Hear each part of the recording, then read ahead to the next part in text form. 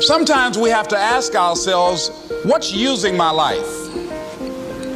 Heard a guy give a lecture one time that says, we are today what we were when. And he was talking about the fact that we, to a great extent, behave, think, react because of some previous experience that we've had.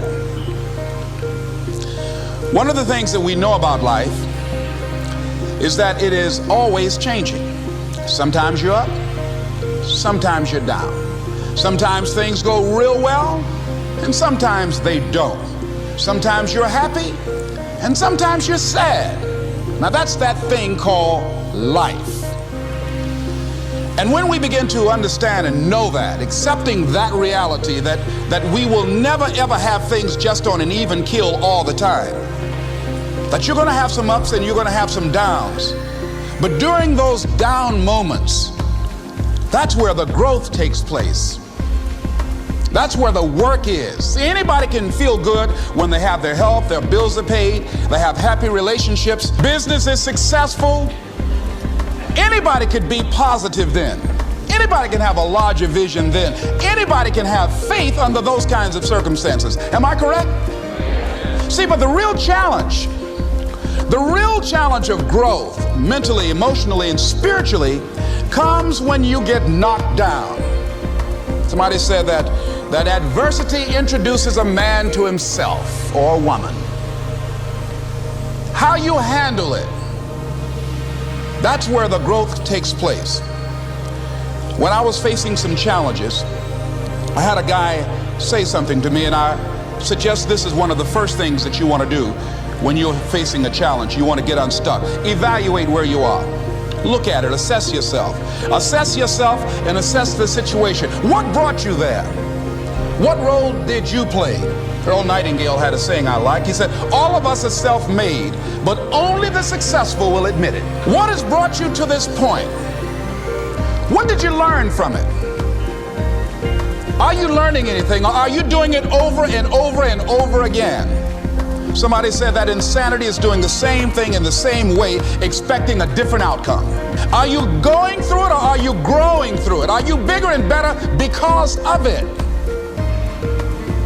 Because it's not going to leave you until you grow through it. I was going through a major challenge in my life that was wearing me out, that was using me. Well, you see, your mind is you know, when you go into a service station to get gas, you don't go in there and just start pumping. When you push the lever up, it clears the previous bill. By the same token, if you want to begin to move, you've got to clear your mind of all the unnecessary luggage and baggage that's weighing us down. I couldn't move, I couldn't think about what am I going to do to get out of this situation, because I was so concerned about what happened and what he did to me and how bad it was. I was so stuck in that I couldn't even focus on what I should have done. Feeling sorry for myself and angry, and none of that was taking me anywhere. So pretty soon I learned through effort, made a conscious, deliberate, determined effort. I had to let it go. I had to forgive it. Let it go and begin to focus on developing myself. And I say to you, you're going to have people to do things to you. Things are going to happen to you. And the most important thing to do is to harness your will and let it go and move so you can grow, so you can get on with your life. It doesn't matter about what happens to you. What matters is, what are you going to do about it? All of us have experienced some tragedy, and if we haven't, we will. And you can either let it destroy your life, or you can build upon it.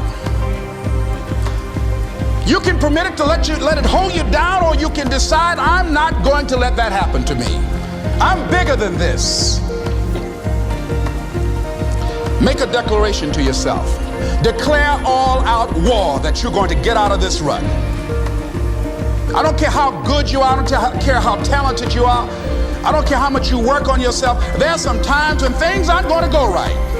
They just are not going to go right. There are times when anything that can happen will happen. Murphy's Law will be knocking at your door. Why? I don't know why. That's called life. And you have to deal with it. Sometimes your life will be in a slump, just like sports. Some of the best shooters can't hit baskets different times in games. They get in a slump. Do they sit on the sideline and say, I just didn't hit a basket today? No, they continue to execute. I suggest to you that if you are facing a challenge, don't stop. Stay busy. Work your plan. Continue to do those things that you know that work for you after you have evaluated yourself in the situation. Continue to move. Stay busy, stay busy, stay busy. Find somebody that you can help so you can forget about you for a moment. See, sometimes the best thing to do is to be. Sometimes you have to just back up and go within yourself. A bow and arrow, you can't take a bow and just push it out an arrow. You just can't push the arrow out. You have to pull it back and then release it. Sometimes you have to back up and go within and pray and meditate and recharge your batteries. Go away, clear your head, and then come back and look at it from a different vantage point. Don't operate while you're under the spell or the effect of what's going on. Next thing is that you've got to activate the thinker in you. Don't allow your emotions to control you. We are emotional, but you want to begin to discipline your emotion. If you don't discipline and contain your emotions, they will use you. Your mind goes on automatic, just like a God. You know, I love reading the book called As a Man Thinketh by James Allen. He uses the analogy of the mind being like a garden. You know, weeds don't have to have any encouragement to grow. You don't have to water them. They don't have to get sunshine. They don't have to have fertile ground. They will grow through the cracks of a sidewalk. Am I right? But if you want to grow orchids or roses or any kind of exotic flowers, there are special processes and procedures you must go through. Well, by the same token, you don't have to force yourself or motivate yourself to think negatively, to be depressed, to hate somebody, to want revenge, to want to get back at somebody, to beat yourself up over the head, to feel loaded with guilt. You don't have to make any effort to do that. Your mind is on automatic. It will do that by itself.